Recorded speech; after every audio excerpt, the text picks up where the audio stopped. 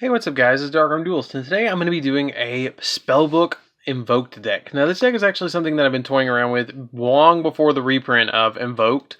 It's just something that I've been kind of toying around with on Yugioh Pro that I've been playing around with. If you guys have been on like Yugioh Percy at all, you probably have seen me playing around with it, because I play a lot of like ranked throwing this deck around, but it's really fun. I really enjoy the way that it controls.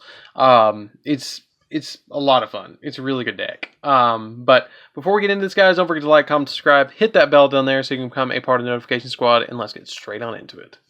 So, first off, we're going to be playing 3 copies of High Priestess of Prophecy. I don't know why people don't play 3 copies. Sometimes they just play 2. I like playing 3. She's really just a really good card in this deck because High Priestess of Prophecy, you can reveal 3 spellbooks in your hand that are spell cards to special summon her directly from your hand, and then once per turn, you can banish 1 spellbook spell card from your hand or grave, and then target a monster on the field, or target 1 card on the field and destroy it. She's really good. This deck actually was so good it kept up with Dragon Rulers and its prime. We actually don't have anything at 1. The only thing that we have is 1 Spellbook of Judgment banned. So we can't play Spellbook of Judgment. But everything else is at full power in this deck. So this deck is a contender for being really good, especially with knowledge. Getting more support to this deck. So the next card that we're going to be playing is 1 copy of World of Prophecy. This card is really broken. Like, this card is even better than High Priestess, but it's a 1-of because it can kind of break you if you don't want to draw this. You want to special summon it out of your deck off of Temperance. When this card is special summoned by the effect of a spellcaster type monster or a spell card or spellbook spell card, you can target 2 spellbooks in your grave and add them directly to your hand, and then you can reveal 4 spellbook spell cards in your hand and then destroy everything on the field except it, which is just almost an instant OTK because your opponent, normally if you're going second, your opponent cannot recover from that. It's really tough for them to recover off of just everything being destroyed. So 1 World of Prophecy. Then we play 3 copies of Temperance. Temperance actually summons out our High Priestess and our World of Prophecy. During your main phase, if you have activated a spellbook spell card previously this turn, you can contribute to special summon either one of these. Basically, that's pretty much what it does. It has to be level 5 or higher, light or dark spellcaster. So it has to be one of these 2.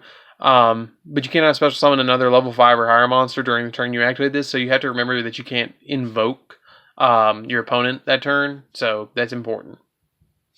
Then we play 3 copies of the Spellbook Magician of Prophecy. I had to read its name, because usually I just call it Blue Boy. Everybody that plays Spellbooks just calls him Blue Boy.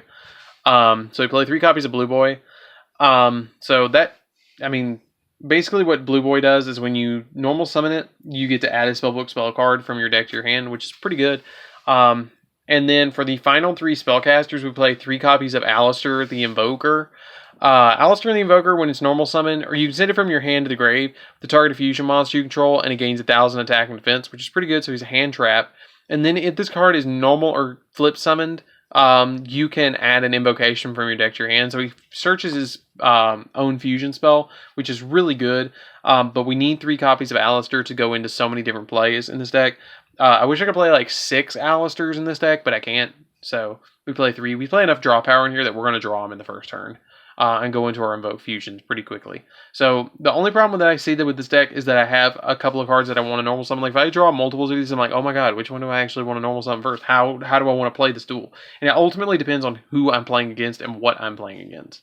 If I need to pop something, I summon Temperance first and pop with the High Priestess. If my opponent's overextended, I'll go Temperance in the World, or I'll just go from there. Like usually I go for Temperance first and I'll Invoker second.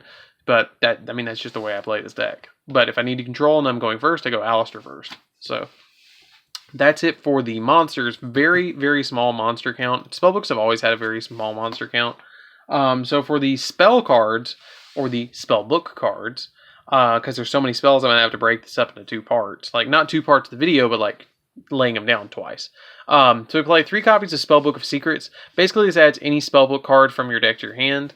Then we play 3 copies of Spellbook of the Master. Some people only play 2. I think 3 is optimal. If you control a spellcaster type monster, which normally you are, you can reveal a spellbook spell card in your hand and then target 1 in your grave and apply its effect as if it was this card.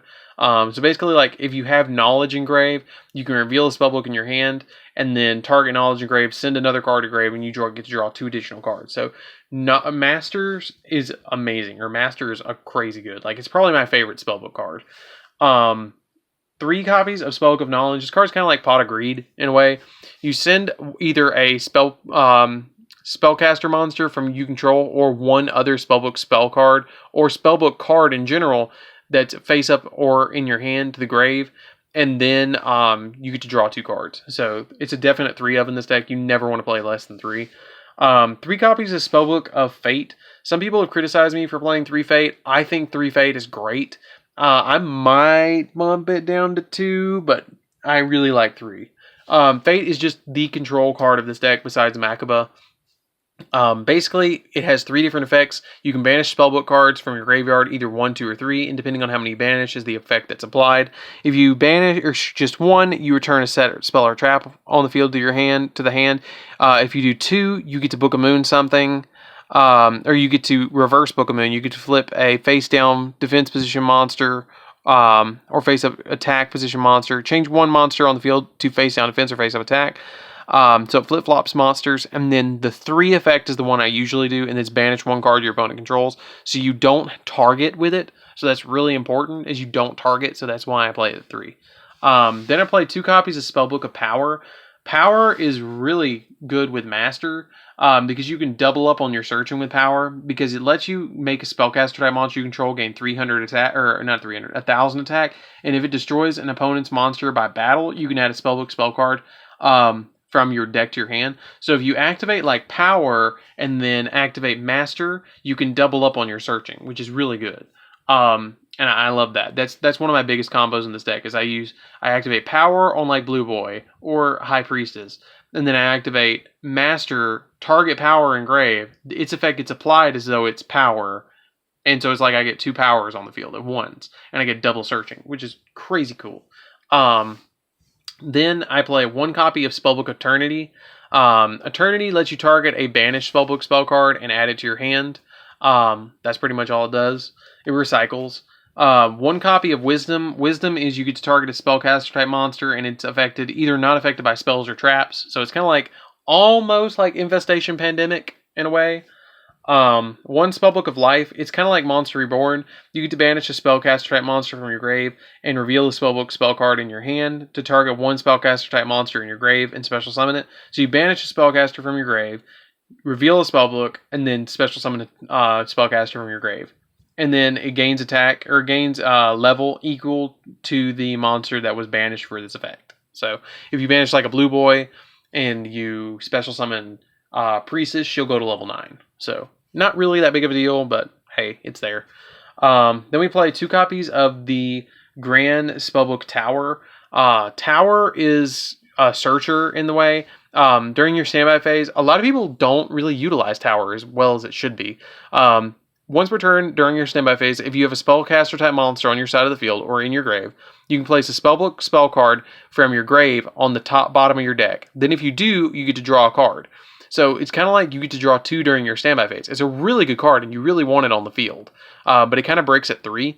So you can also, if it's destroyed and sent to the graveyard, you can special summon a spellcaster type monster from your hand or deck whose level is less than or equal to the number of Spellbook spell cards in your grave. I cannot tell you how many times I've activated this. My opponent hit it with something, and then I special summon Alistair, searched an invocation, or not Alistair, summoned like Temperance, and then on my turn, since it's still my turn, I activate another Spellbook card, and then I just get to go into something else. So like if they pop it, you get to search. So really good card.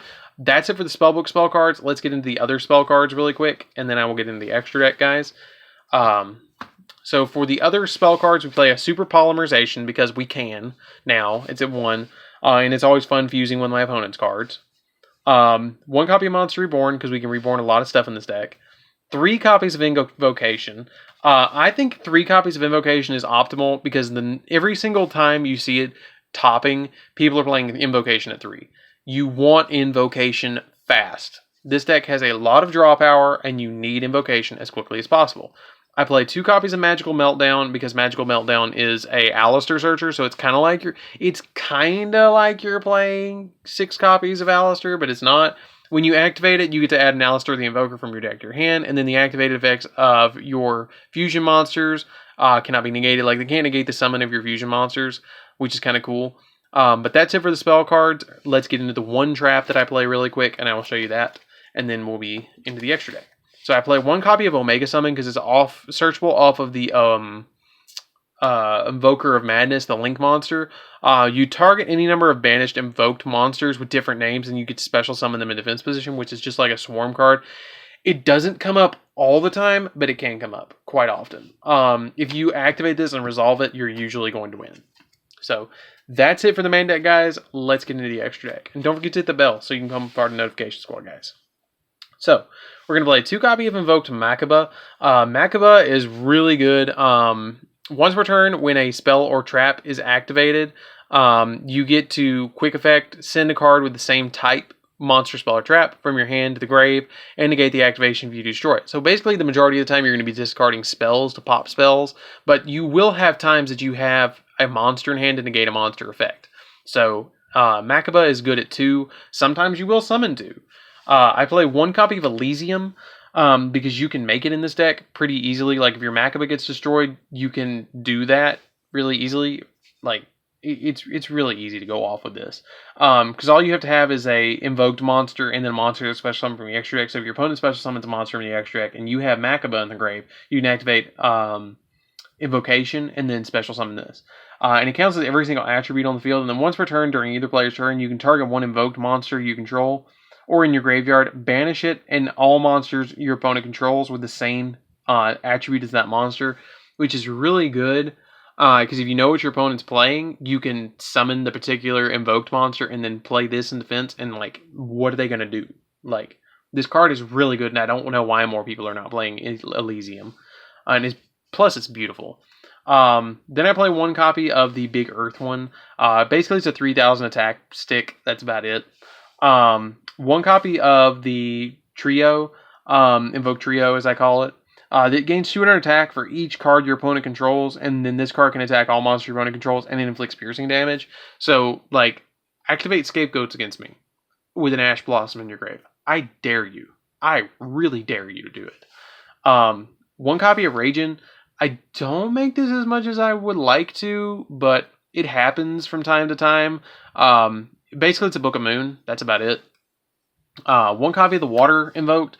When it can be destroyed by your opponent's card effects and basically can attack in defense position, and you apply its attack for damage calculation. So it's basically attacks. It's like a super heavy samurai. You put it in defense, and it's a big wall, and then you can attack while it's in defense. So that's about it. 1 copy of Calig. I play every single element in this deck because, like, the extra deck does not matter in this deck except for the invokes. 1 copy of Calig. If it's on the field and your opponent attempts to activate an effect, none of that player's monsters can be activated the turn. If a player's monster effect attempts to activate, none of that player's monsters can activate their effects for the rest of the turn. So they only get 1 monster effect per turn, is basically what it is.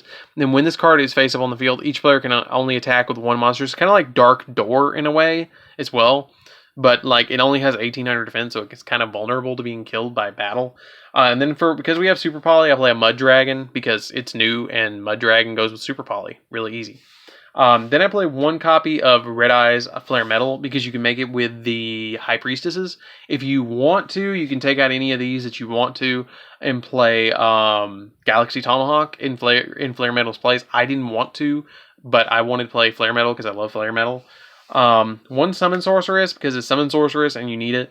1 Alistair the Invoker of Madness. Really easy to go into in this deck. All you need is like an invoked monster on field and then normal summon like Blue Boy, get a search, and then you can go for him and then use another invocation. He's just really good. 1 Nightmare Unicorn because it's Nightmare Unicorn, and then a Phoenix and a Cerberus because they're also Phoenix and Cerberus and you need spot removal. So we play them. But that's it for the deck, guys. I hope you guys really enjoyed that. I really enjoyed taking this one. This was like really fun. I've been wanting to make this deck for a while because I literally have like 5, I think I have 5 sets of Alistair and 5 sets of 3 of Invocation. So I want to make some Invoked decks. Like, next is going to be Invoked Mech Knights that I'm going to be trying to make soon, and that's really easy, but I just hope we get some views. because I really enjoy that deck. I actually bought Mech Knights when they first came out. So, anyways, guys, don't forget to like, comment, subscribe, hit that bell in there so you can become a part of the notification squad, and I will see you guys in the next video. See you around, guys.